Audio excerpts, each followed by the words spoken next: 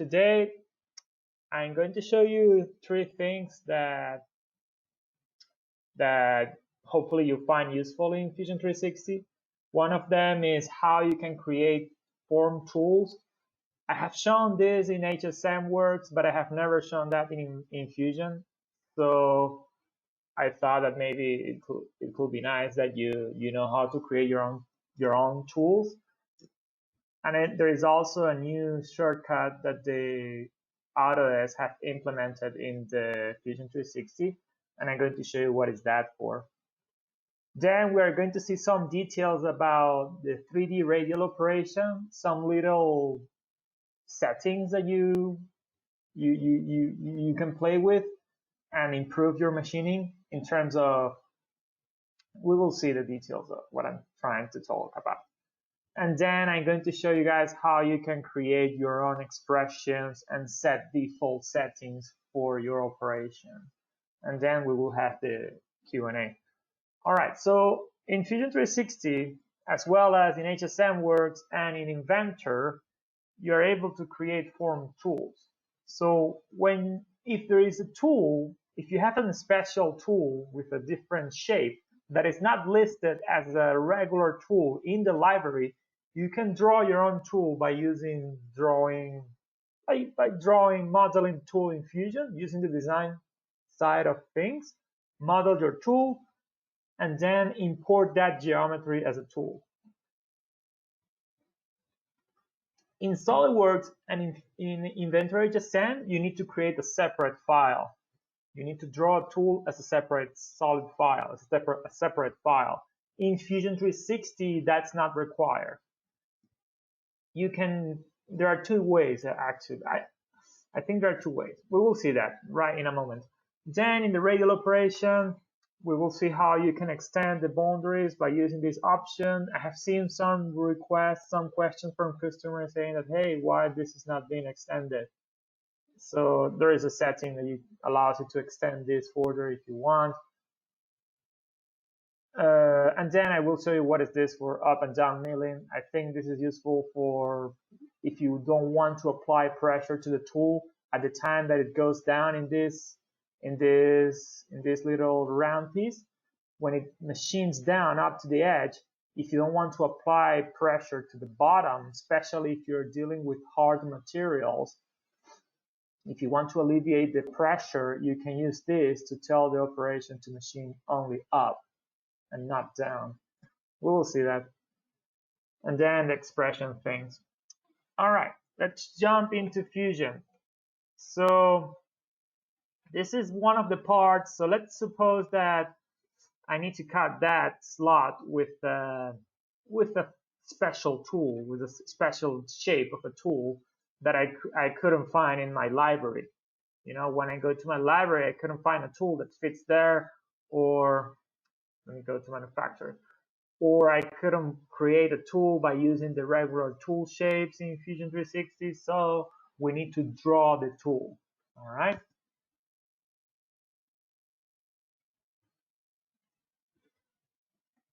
So here, if you don't find, I think for that shape, you can use a form, this type of tool, or okay, that's fine. But just for training purpose, I would like to show you guys how you can create your own tool, your own shape of tools. So the first thing that you need to do is create go into the design and create the sketch. So I'm going to hit here. I'm going to click sketch. And this is going to prompt me to select a work plane that I want to create the sketch from. If I want to create the sketch in that work plane that is behind the face that I'm hovering the mouse, what you need to do, if you want to grab anything that is behind this face, just hold down left mouse click and you will see this little pop-up. This is like if you threw a laser.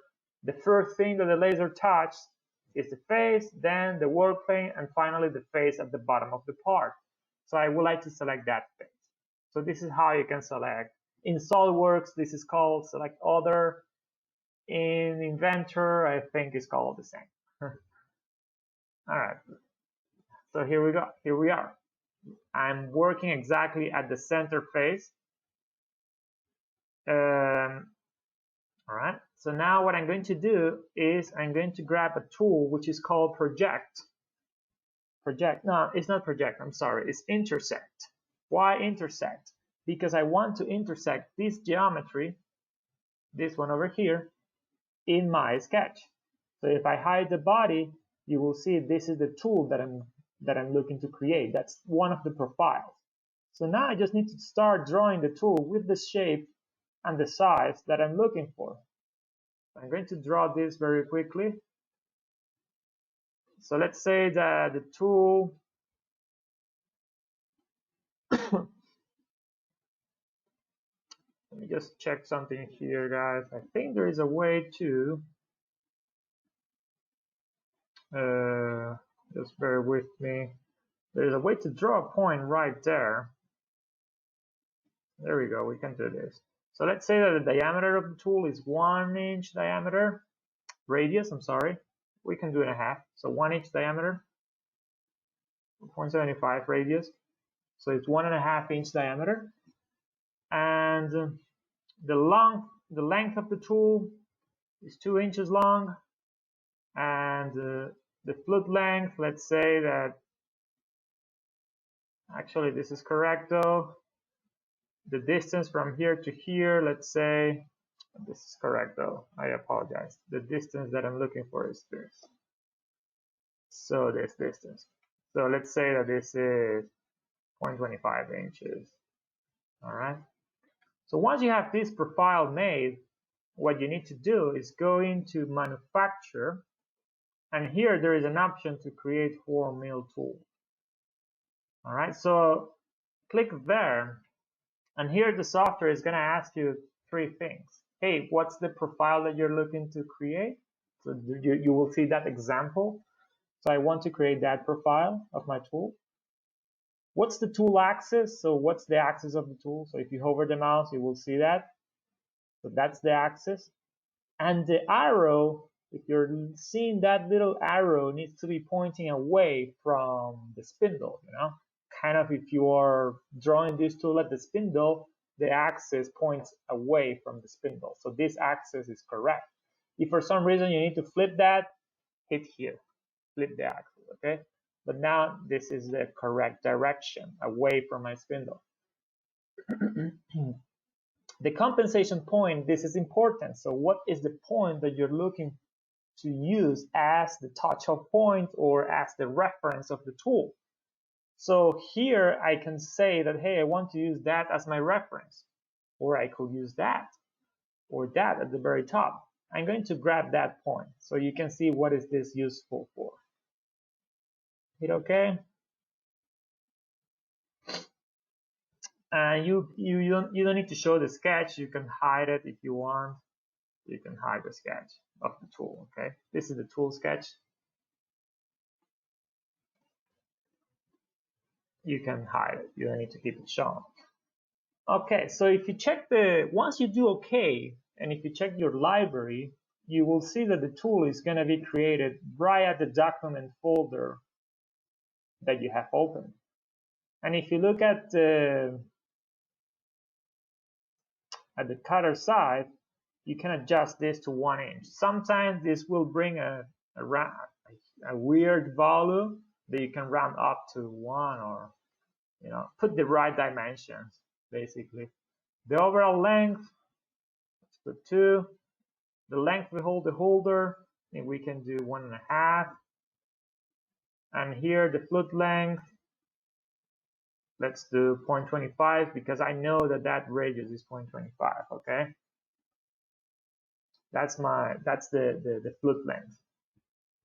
Finally, let me grab you can grab whatever holder, guys, you want to grab. I'm going to grab this as an example. Let me grab a little smaller, 16, yeah, something like this. Looks good to me. Hit accept. And be aware that when you create form tools, well, I'm wondering why it did not add the holder. There you go. Be aware that when you create tools, they will show up with they will bring 0 fit and speed. So here you need to populate it. Otherwise, the software is going to return an error when you select the tool and hit OK at the time that you create an operation. So just put some information here as this fit rate you're looking to cut with. So I'm going to set 8,000 for the spindle speed and 100 for lead ins, lead out, and cutting fit rates.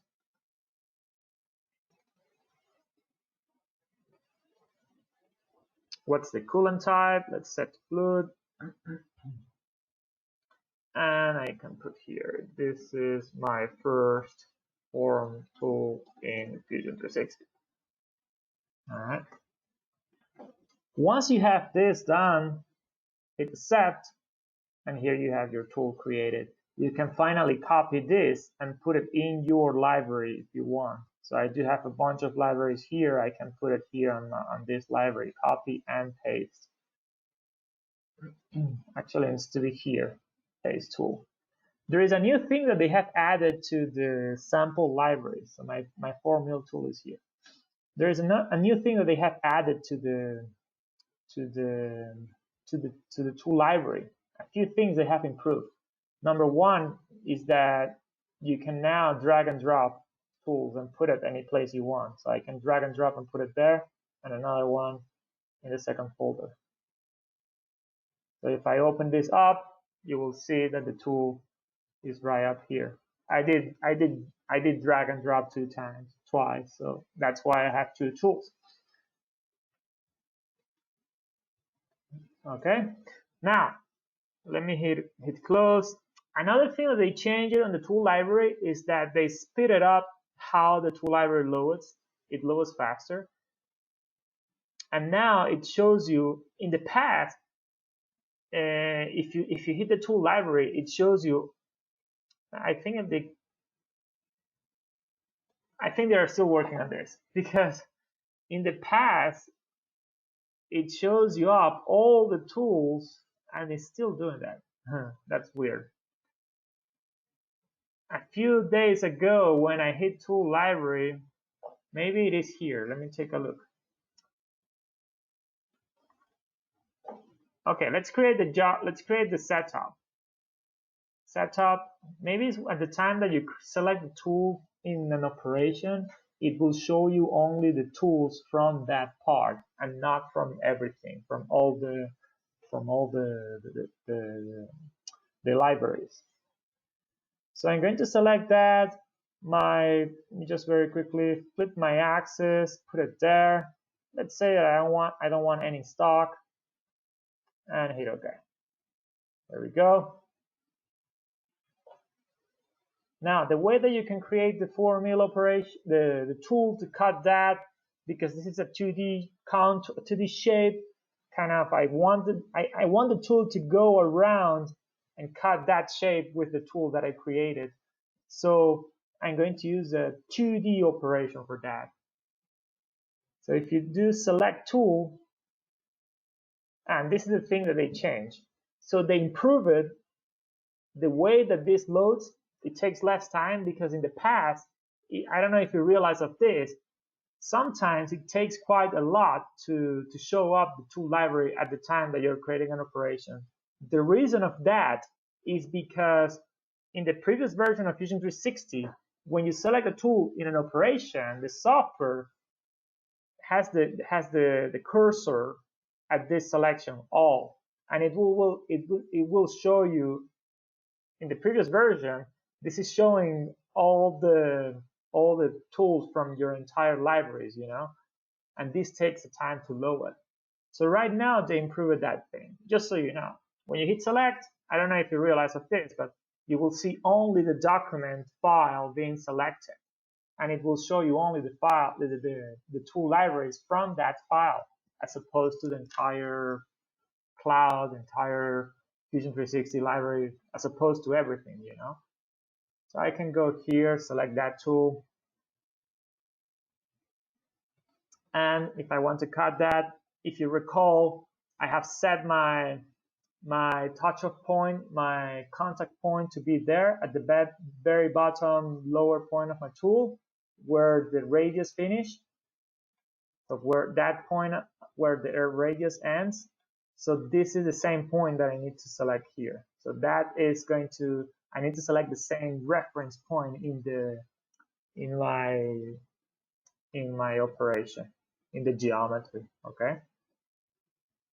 If I would have selected the center point here, I need to make that selection to be at the center of my radius. But because my reference is at the bottom, I need to select the bottom reference from the feature that I'm looking to cut. Hit OK. And there you go. You will see that being cut. Just do here a quick simulation. And yeah, there you go. Now, another thing, guys, that I would like to show you, which is the thing about the Control T. Oops, I'm sorry. The thing about the Control T here, the shortcut, what is this for? The Control T is up here, show tool on cursor. If you do Control T, or if you check this on, when you select the operation, you will see that this is going to show up the tool that you're working on, that operation that you're selecting. What is this useful for? This is kind of if you want to check if the tool fits exactly on the spot that you're looking to fit that tool. So I can see here that this tool is going to fit perfectly on that radius. You see that? Just by hovering the mouse. You don't need to jump. You don't need to go into the simulation and check that. So just do Control T and you will see that this tool is going to fit there just by hovering the mouse, like so. If you want to turn this off, just do Control T again, and that will be gone. You can also do show holder or not, show shaft or not, or yeah, that's pretty much everything. So I hope you find this useful, guys. If you guys have any questions, at the end we will see those questions. But in the meantime, you can put those questions right in the chat tool of GoToMeeting. There is a question section on the GoToMeeting that you can put all the questions. The next thing, let me just save this file, is the radial operation. All right, so I have this part. It's really simple. Okay, it's just a part with a little radius. This is a spline. It's not a perfect radius. It's a spline, but you can use radial though, and you can use radial for a lot of different other operations. Okay, I have seen customers using radial for different type of shapes, not only this type of shape, but it works really great. Okay, so what I'm going to do here is let me hide the sketch of Next-Gen CAM that I brought in for another thing that I would like to show. So what I'm going to do is create the setup. The setup is already done. So now I'm going to rough out the part. So I'm going to do adaptive clearing. You see, it's only showing you up the tools that you have within that project, as opposed to everything, all the tools within your software, you know. So I'm going to run adaptive, hit OK. And this works really well. It's roughing out the material. There we go. So if I simulate this, showing the stock, this part is really simple, okay? Just so you have an idea of what we need to finish, you know, and how we're going to finish this. All right, so there we go. So if I do here comparison, you will see that I still have that material to remove. So the operation that I'm going to do is radial. So let's suppose that this material is really hard to machine. So I'm going to use a radial. Radial operation is a really good strategy for, it's not good for steep areas. It's better for shallow areas, okay? And it's a finishing strategy suitable for shallow areas, similar to a plate, that shape that you're seeing there. One of the one of the good things of Fusion is that the help menu is really good.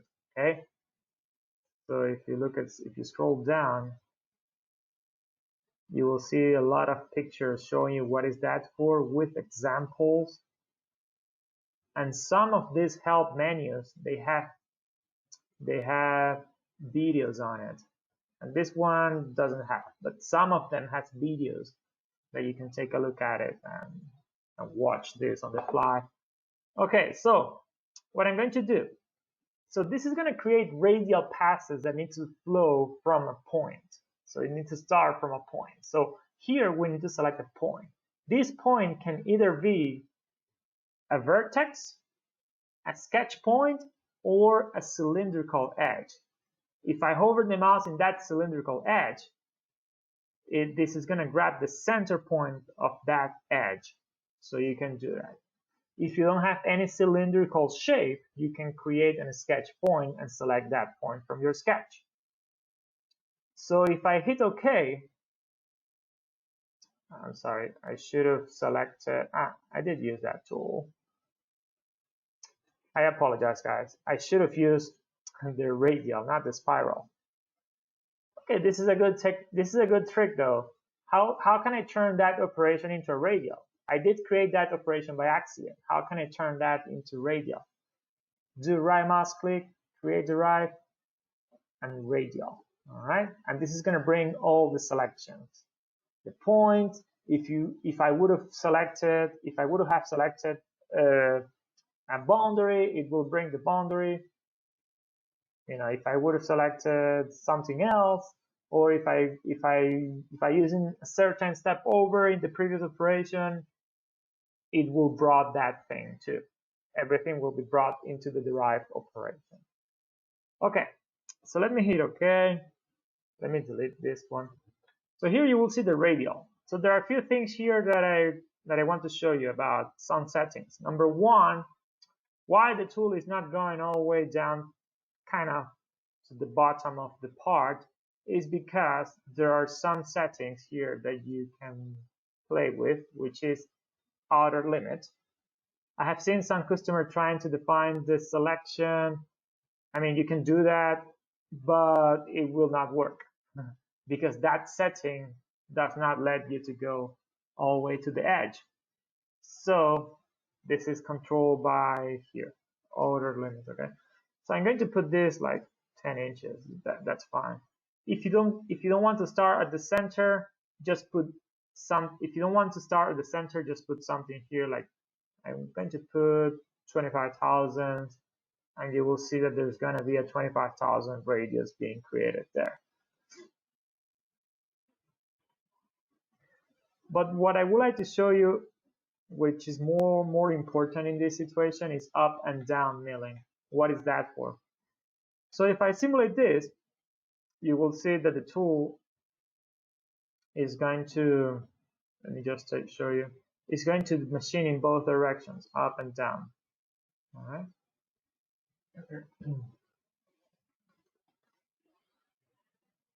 All right. So it's machining both directions, up and down.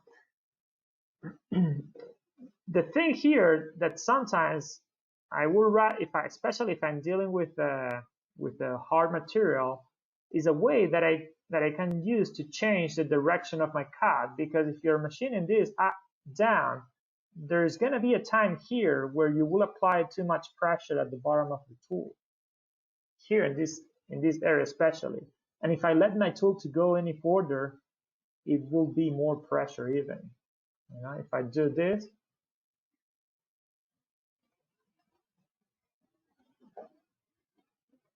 You know, if I let the tool to go all the way down, so you will apply more pressure. I mean, if you're dealing with really hard materials at this point, you know. So how you can avoid this, you know. So this is why this is useful for the up and down milling. So with up and down milling, you can specify, hey, I want this operation to cut only down. So let's try that out. Let's try that. Only down milling. See, it's going to machine only down or only up. So this is down. This is the one that I meant, okay? I'm sorry, not down. I meant up, the opposite direction. So that is down. I should have selected up milling.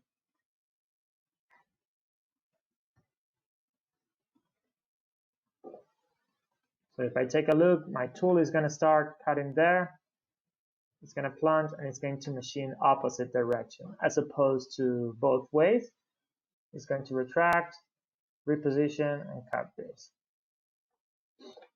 Okay, the only thing here is that you will have more retracts, okay? The tool needs to retract every time that it does a cut. But if you're dealing with hard material, this is benefit, okay? So if we take a look at the stock, we will see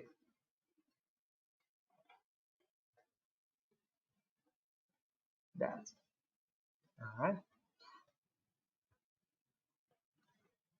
You will see that it's gonna end up having a really good surface finishing.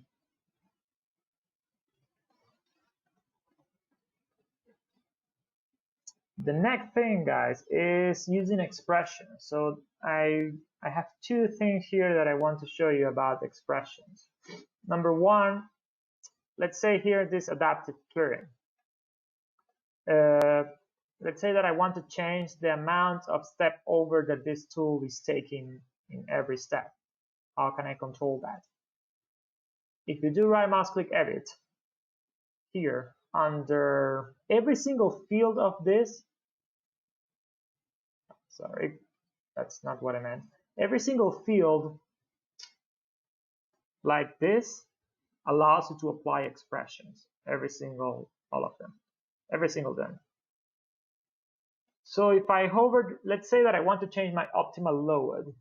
So how much the tool is machining in every step, radial step. So as you can see, somehow I brought an expression of tool diameter and a half inch. So every time that the tool is machining, it's taking a half inch of the diameter of the tool, the radius of the tool, basically. So how can I bring the default from the software? You can do right mouse click, reset to system default. So this is going to bring the 40% of the tool diameter. Okay. Another thing so how you can apply your own expression, you can do right mouse click, edit expression, and change the expression here, tool diameter. Look at this. So as soon as you start typing tool, the software is going to show you all the variables that you have available from the tool definition. Step, colon, description, diameter. So what I'm looking for is diameter. So I need to do underscore diameter. Another thing that you can start typing from is right away here. You can do here, tool, and you will see the same thing. Diameter, and then let's say that I want to take 30%. So I will do 0.3 times 0.3, 30%. So every time that I'm machining with the tool, I would like to take 30%. So do you see this is going to be 30%. How can I, let me just show you here, just the 30%, and then I will show you something else. Here, material, just show the fluid from it. So here you will see that the tool is going to take always 30%. So that is the 30%. Now, how can I set that as default? That's another thing that you can do, which is right mouse click. So you can save that as user default, which is your default. And this is the only option that you can set for default, save default. So click here, save as user default. And the next time that you create let me show you here. If the next time you create a new adaptive clearing, if I go into this one as an example, is another part that I meant to show the radial. But the other part is enough. But if I create a new adaptive here, I will see that is going to be my default. So every time that you create an adaptive, you will see that as default. And now you could be asking, hey Bruno, and what about these options? Smoothing, for instance. How can I set that default? Smoothing, or how can I set default drop downs? There is a way that you can set this default. If you try doing right mouse click, it doesn't work. Or if you do right mouse click here, it doesn't work to set default. How can I make those defaults? Here's a trick. Let's say that I want to set the smoothing as default. Actually, let me remove it. So let's suppose that I want to set that as default. So this is not part of your default, and you want to set that as default. So here's what you will do. Go back into the operation and turn that on, smoothing.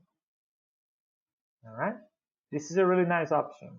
It kind of smooth. It reduces the number of points of your toolpath because every single spline is going to be fit into arcs depending on the tolerance that you're working with. So every single spline of the toolpath is going to be fit into arcs. So this is an option that for sure I would like to have as default. So turn that on. And then do right mouse click, compare and edit here. Compare and edit is a way that you can apply changes in as many operations you want. If I do compare and edit of these two, you will see the two operations that I'm changing things. All right. But for now, I just want to select one of them, which is adaptive. So let's go and do compare and edit on the adaptive. Here we go. Here we are. So the thing that I'm looking to apply as default is smoothing. So here at the bottom, you can search by name. You can do a search by smoothing. And here we are, smoothing.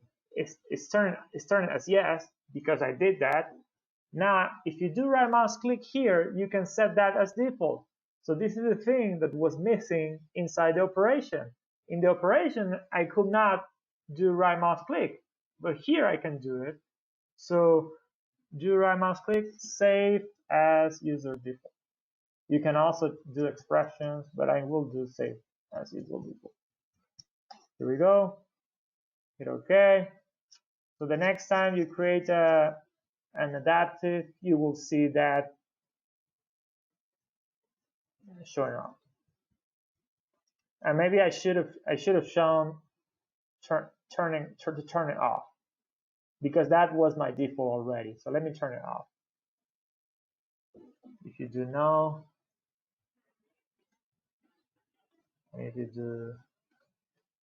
I think you need to do save as default.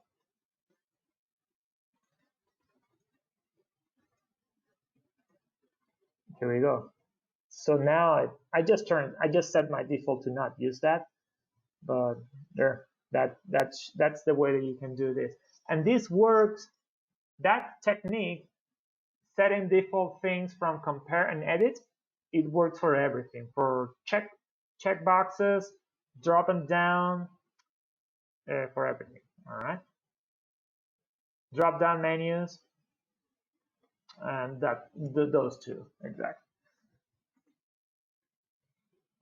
Another thing that I want to show you guys about an example that I did for a customer a few days ago, which is if you run an adaptive, the adaptive will never go all the way to the bottom.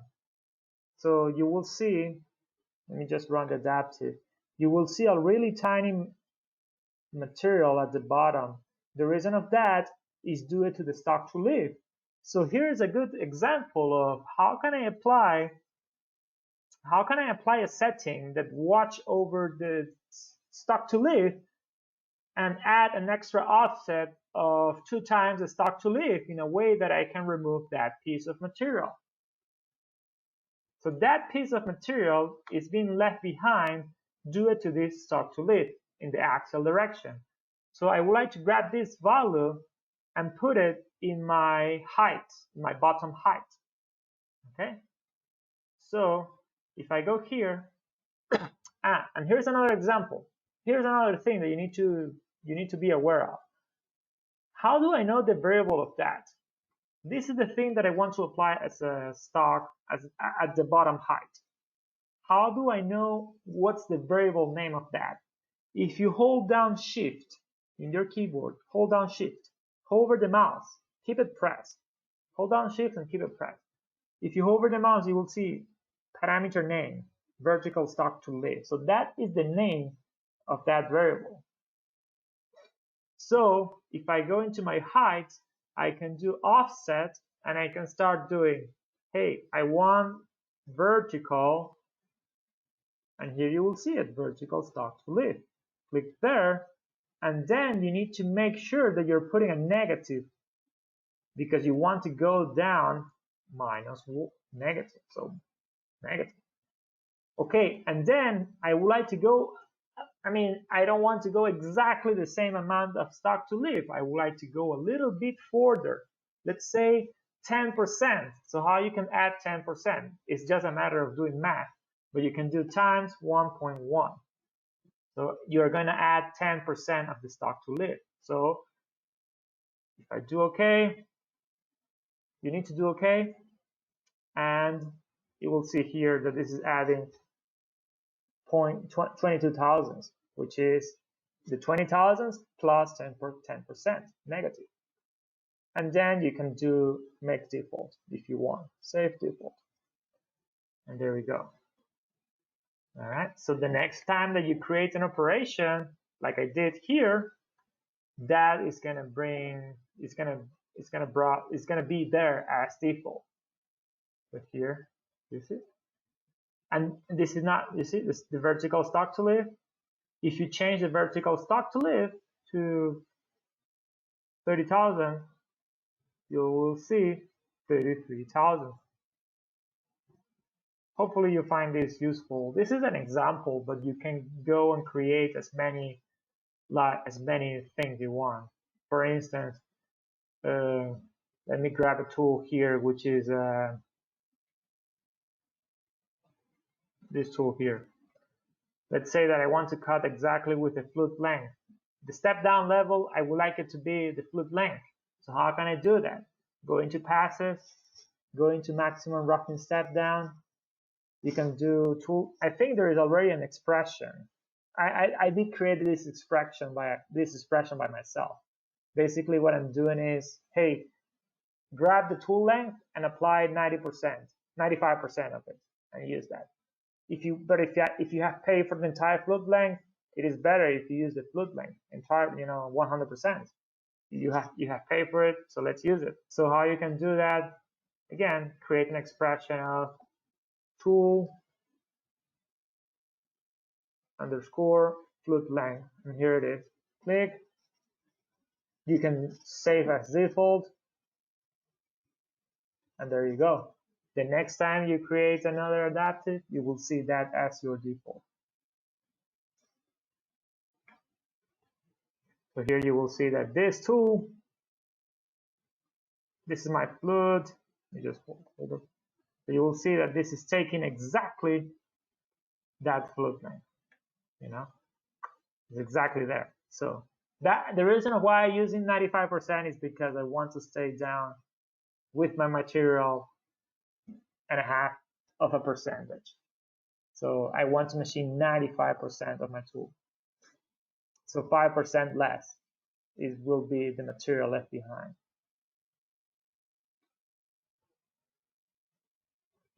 So if I go here and if I do edit expression 95% at 0.95,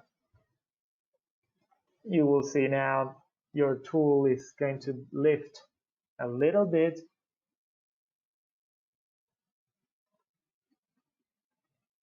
It's just an example, okay, guys? But you should use one. If you have paid for the entire flute length, just use it. Just an example. This is an example.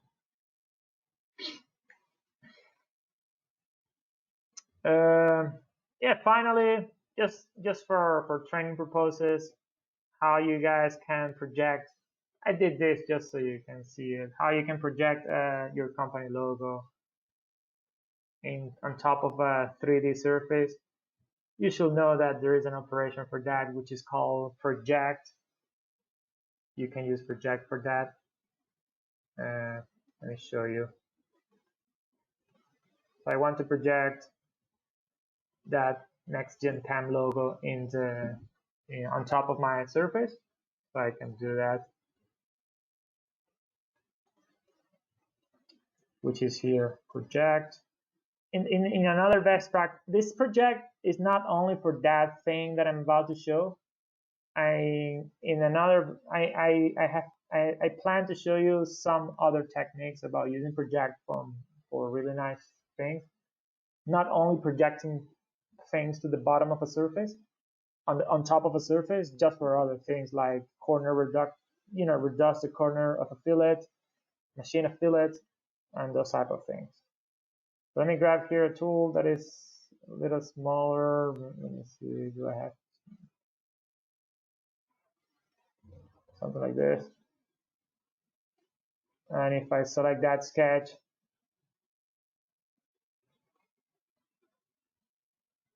you hit OK, and this is going to project the logo company there. Again, this is a great thing, but I will show you maybe in another best practice class next month, perhaps. I will show you more things about what you can do with this project. Finally, if you want to kind of gouge a little bit into the material, just do here negative 1000 perhaps. That should be enough to machine that thing at the bottom. Just create a little mark. If you want to use multi-axis operation, that's different. You cannot use this project. You should use multi-axis contour. I can show you that too. You see, this is gonna go a little bit beyond the surface, 10,000. If you want to use multi-axis contour, you need to project the sketch at the bottom. Let me see. If you want to use kind of multi-axis, okay?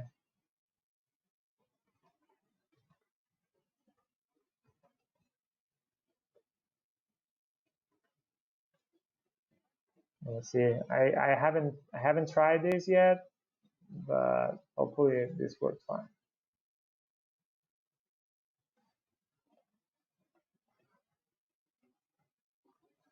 Yeah. So this is the other way you can do that.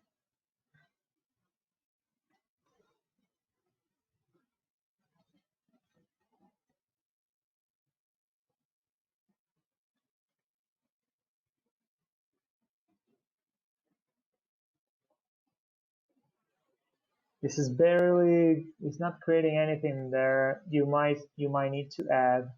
I might need to add some. It's not here actual offset. So again, I can add like negative 10,000 to gouge into the material a little bit. Actually, this is not working. This actual offset does not work with negative directions. It only works with positive directions. So if you want to gouge into the part, use stock to lift, axial stock to lift of negative 10,000 for instance. This will gouge a little bit into the part.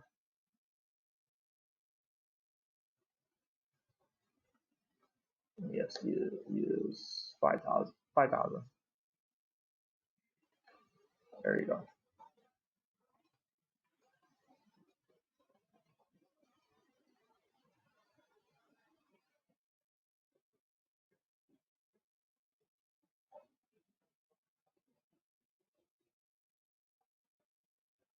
Okay. You see that? My computer is running a little bit slow. There you go.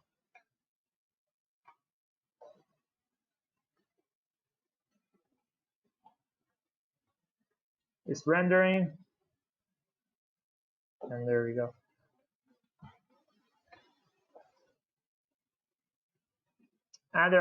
You can see here, there are some toolpath is doing some cuts in the middle of, is doing some cuts here. you need to tell the tool to retract. Is an option here that you will do. How is this? Maximum step down distance. I think set that to 0. I know, I'm sorry. It's not there. It's here.